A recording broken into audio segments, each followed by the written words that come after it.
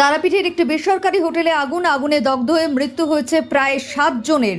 দগ্ধ হয়েছেন আরও কয়েকজন আবাসিক। মৃতের সংখ্যা আরও বাড়তে পারে এমনটাই আশঙ্কা করা হচ্ছে।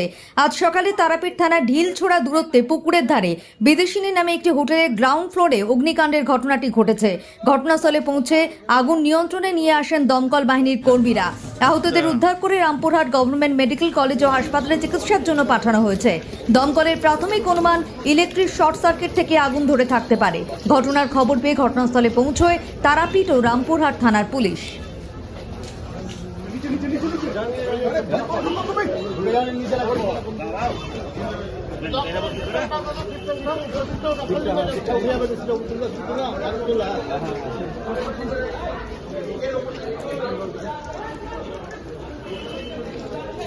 আমি জানতে পেরেছি সকালে। আমার নাম মুনমুন মণ্ডল। হ্যাঁ, আমার মাকে খুঁজে পাচ্ছি না। আমাদের সাথে এসেছিল আমার ভাইয়ের বউ, আরও দুটো বাচ্চা, একটা কাজের লোক, জানি না। আমরা 1 আর 2 ছিলাম।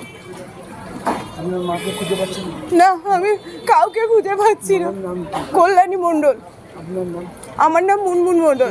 ভোর 4টের সময় খুব আওয়াজ পাই এবং কড়কড় করে আওয়াজ হয়। আমরা হোটেলের রিসেপশনের জাস্ট ডান দিকের 2 নম্বর রুমে ছিলাম, আর আমার আর মা আর বোন ছিল 1 নম্বর রুমে। তারপরে আমরা দরজা খুলে বেরোতে দেখি আগুনের লেলিহান শিখা আগুন দরজা দিয়ে ঢুকছে। আমরা দরজা বন্ধ করি, দরজা কোনো জানলা ছিল না। বাথরুমে গিয়ে বাথরুমের যে উপরে যে ফাঁকা জায়গা সেখান থেকে বেরোনোর চেষ্টা করি।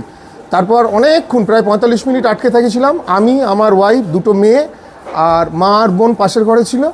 লাস্ট অফ অল ওই তারাপীঠ থানাতে বারংবার ফোন করার পরে ওনারা এসে দরজা ভেঙে আমাদেরকে উদ্ধার করেছে।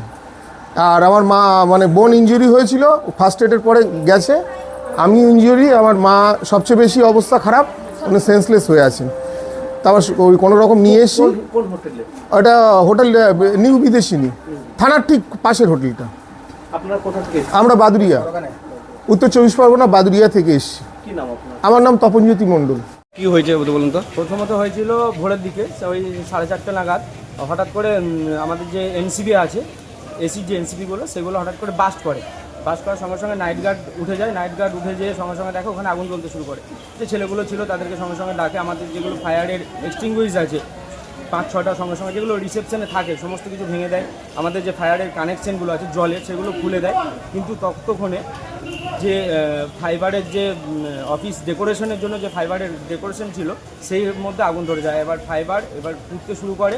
আমাদের অফিসের লোক বেরোয়ে সঙ্গে সঙ্গে বাইরের থেকে ফায়ারের করে সঙ্গে সঙ্গে ফায়ারের গাড়ি এসে আগুন নিভিয়ে যায়। আগুন আরেকটা আসে, কিন্তু তার যে ধোঁয়া, সেই ধোঁয়া একবার 5তলা পর্যন্ত যেতে শুরু করে। এবং তার ধোঁয়ার জন্য যারা আগুন আতঙ্কে, যখন আমাদের যে বেলগুলো থাকে সেটা ভাঙা হয়, কাঁচের যে বেলগুলো ভাঙা হয়, বেল ভেঙে দিয়েছে। সঙ্গে সঙ্গে বাইরের যারা ভিতরের লোক ছিল তারা অ্যালার্টমেন্ট হয়ে গেছে, বেরোতে শুরু করার পর তারা ধোঁয়ার মধ্যে পড়ে যায়। ধোঁয়ার মধ্যে পড়ে অনেকে আতঙ্কিত হয়ে যায়। অনেকে এক্সিট থেকে যে আলাদা গেট আছে আরেকটা, সেটা খুঁজে পায় না, কারণ সবাই অন্ধকার হয়ে গেছে। কালো এমসিপি মেন মিটার টাঙিয়ে দেওয়া হয়েছে, তারা কোন দিকে রাস্তা সেটাও জানে না।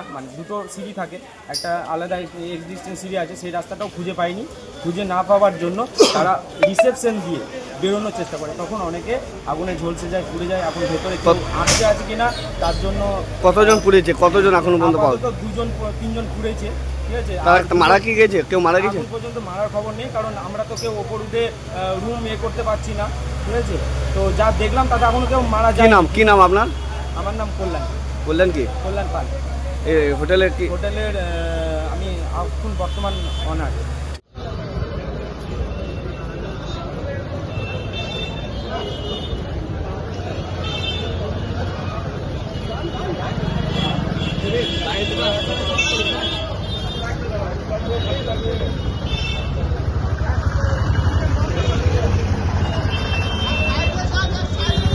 আমরা তো সেফ, আমাদের পুরো ফ্যামিলি সেফ আছে, কিন্তু এখন নিচে কি হয়েছে সেটা তো আমরা বলতে পারবো না। আমরা দোতলায় ছিলাম।